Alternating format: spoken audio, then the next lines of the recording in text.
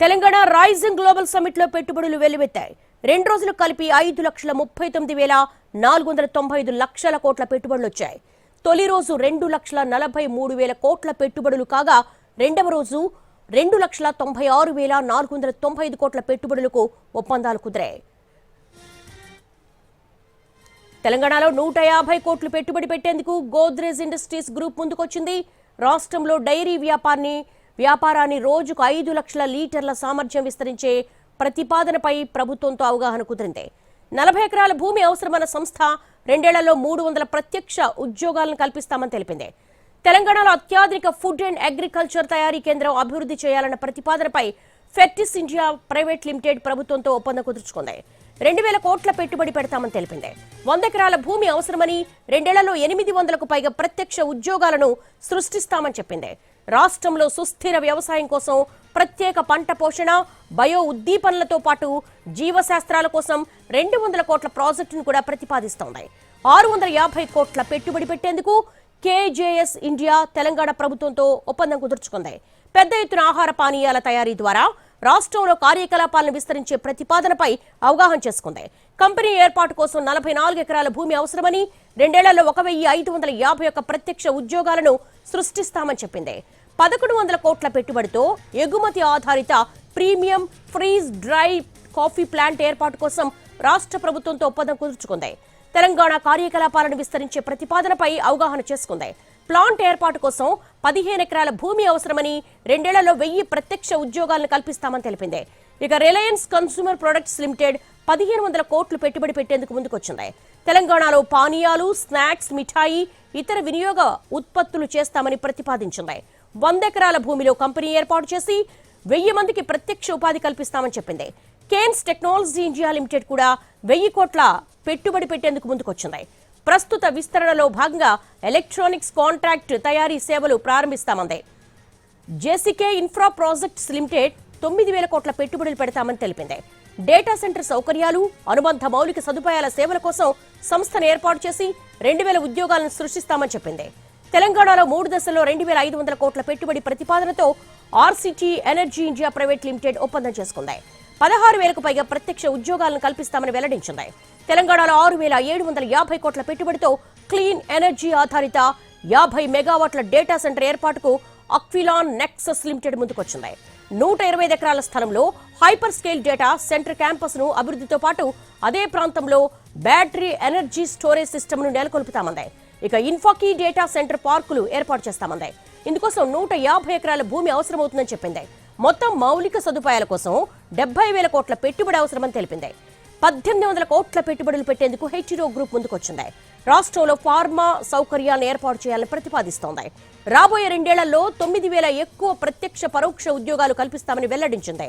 ఇందుకోసం 100 ఎకరాల భూమి అవసరమని చెప్పుకొచ్చింది. ఇక 1000 కోట్లతో భారత్ బయోటెక్ కంపెనీ తెలంగాణలో state of the art contract research development manufacturing organization ఏర్పాటు చేయాలని ప్రతిపాదించింది. రాబోయే 3 నుంచి 4 ఏళ్లలో 200 కంటే ఎక్కువ ప్రత్యక్ష పరోక్ష ఉద్యోగాలు సృష్టిస్తామంది.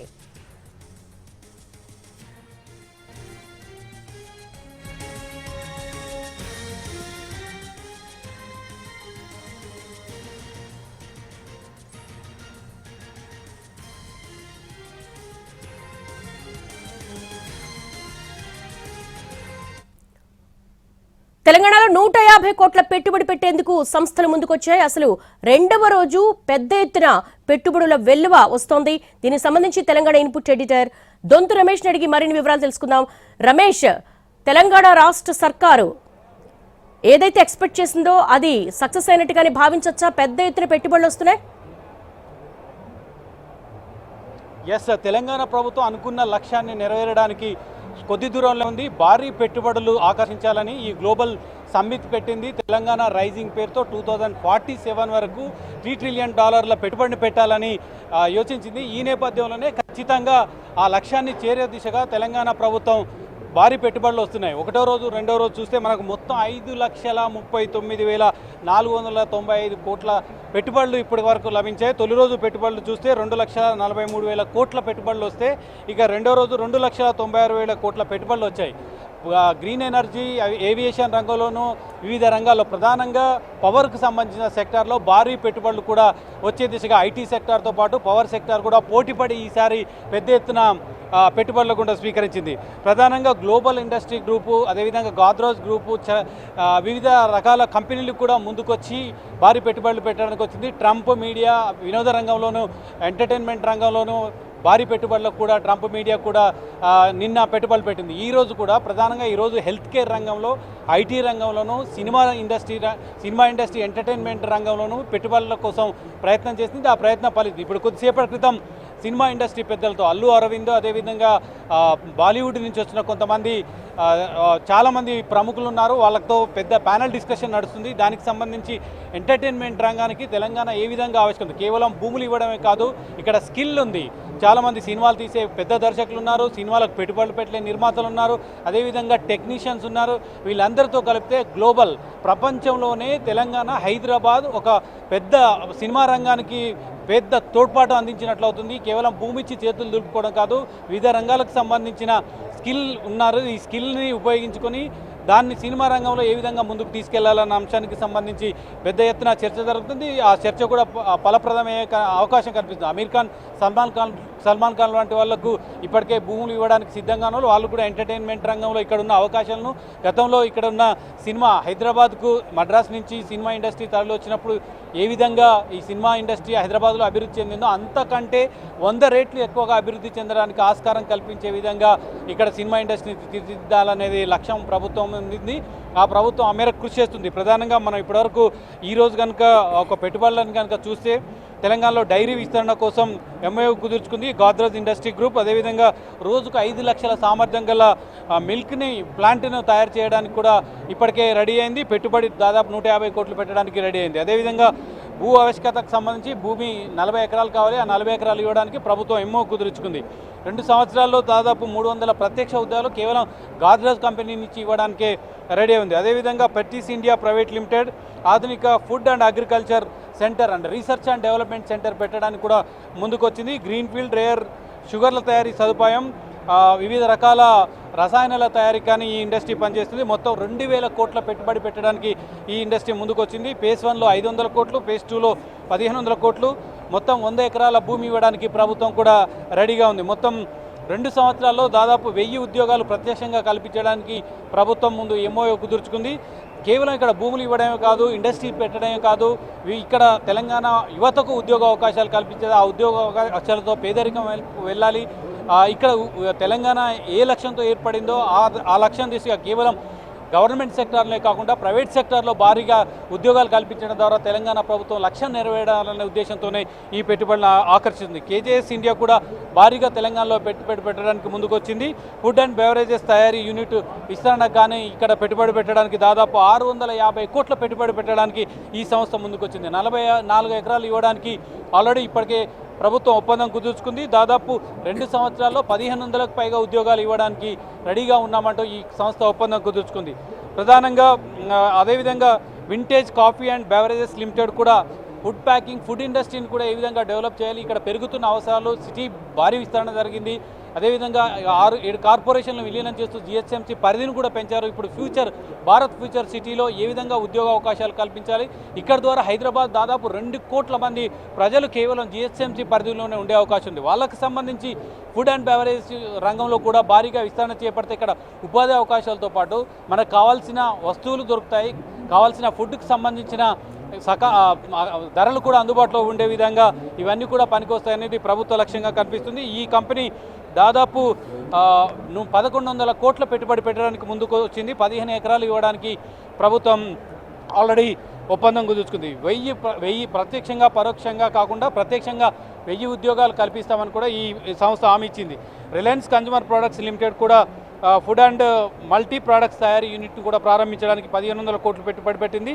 కెన్స్ technology India limited electronic contract manufacturing సేవల విస్తరణ కోసం 1000 కోట్లు పెట్టడానికి ఆల్రెడీ రెడీగా వచ్చింది. జేసీపీకే ఇన్ఫ్రా ప్రాజెక్ట్ లిమిటెడ్ ఈరోజు డేటా సెంటర్ అండ్ ఫెసిలిటీస్ అనుబంధ ఇన్ఫ్రాస్ట్రక్చర్కి సంబంధించిన దానికి 9000 కోట్ల పెట్టుబడి పెట్టడానికి ముందుకొచ్చింది. 2000 ఉద్యోగాలు కల్పిస్తామని. RCT energy India private limited దాదాపు 3 దశల్లో 2,500 కోట్లు పెట్టుబడి పెట్టడానికి ముందుకు వచ్చింది. 1,1600కు పైగా ఉద్యోగాలు కల్పిస్తామని చెప్పింది. ఆక్వెలిన్ నెక్సస్ లిమిటెడ్ 50 మెగావాట్ల క్లీన్ ఎనర్జీ డేటా సెంటర్ను ఏర్పాటు చేయడానికి ముందుకొచ్చింది. దీని ద్వారా భారీ ఎత్తున ఉద్యోగాలు కూడా వస్తాయని కూడా, గ్రీన్ ఎనర్జీ కూడా హైదరాబాద్తో పాటు వివిధ ప్రాంతాలకు కూడా అందుబాటులోకి వస్తుందని చెప్పింది. GW హైపర్ స్కేల్ డేటా సెంటర్ను ఏర్పాటుకు, క్యాంపస్ ఏర్పాటుకు 125 ఎకరాల భూమి అడిగింది. దానికి సంబంధించింది కూడా ఇవ్వడానికి ప్రభుత్వం సిద్ధమైంది. ఇన్ఫ్రాక్ DC ఫార్మ్స్ కూడా 1 GW AI డేటా పార్క్ అభివృద్ధి గిగాబైట్స్ పార్క్ అభివృద్ధి చేయడానికి ముందుకొచ్చింది. మొత్తం పెట్టుబడి 70,000 కోట్లు. ఇది భారీ పెట్టుబడి చెప్పాలి. ఇన్ఫ్రాక్ ఈ డేటా సెంటర్ ఏర్పాటు చేయడానికి 70,000 కోట్ల పెట్టుబడి పెట్టడానికి ముందుకొచ్చింది. అదేవిధంగా ఫార్చ్యూ గ్రూప్స్ కూడా తెలంగాణలో 3,000 ఉద్యోగాలు కల్పించడానికి ఒప్పందం కుదుర్చుకుంది. హెటిరో గ్రూప్ కూడా భారీ స్థాయి ఫార్మాస్యూటికల్ ప్లాంట్ పెట్టడానికి కూడా 1,800 కోట్లు పెట్టుబడులు పెడతామని కూడా ముందుకొచ్చింది. ఉద్యోగాలు 9,000కు పైగా ఉద్యోగాలు వస్తాయని కూడా చెప్పింది. భారత్ బయోటెక్ అత్యాధునిక CRDMA contract research development manufacturing organization ఇక్కడ నెలకొల్పడానికి ముందుకొచ్చింది. 1000 కోట్ల పెట్టుబడి పెట్టడానికి భారత్ బయోటెక్ ముందుకొచ్చింది. అదేవిధంగా అరబిందో ఫార్మా కూడా ముందుకొచ్చింది. 3,000 ఉద్యోగాలు కల్పించడానికి లక్ష్యం దిశగా గ్రాస్ఫుల్ ఇండియా కూడా పెస్టిసైడ్స్ తయారీ, oncology, CDMA unit, MO unit తయారీకి కూడా ముందుకొచ్చింది. బయాలజికల్ లిమిటెడ్ భారీగా పెట్టుబడులు పెట్టడానికి 3,500 కోట్లు పెట్టడానికి ముందుకొచ్చింది. అదేవిధంగా వివిధ రంగాలు ఈరోజు మొత్తంగా హెల్త్ కేర్, అదేవిధంగా ఫార్మా రంగంలోనే ఎక్కువగా పెట్టుబడులు పెట్టడానికి కంపెనీలతో చర్చలు జరిపారు. ఆ చర్చలు ఫలప్రదమని చెప్పడం దాదాపు 5,57,000 కోట్లు పెట్టుబడులు. నిన్న ఈరోజు తెలంగాణ ప్రభుత్వం ఒప్పందాలు కుదుర్చుకున్న వాల్యూ చూస్తే 557 కోట్లు. అంటే ఇంకా పెరిగే అవకాశం ఉంది. ఇంకా 1,00,000 కోట్ల ఒప్పందాలు కూడా జరిగే అవకాశం ఉంది. ఇంకా ముఖ్యమంత్రితో చాలామంది MOUలు కుదుర్చుకుంటున్నారు.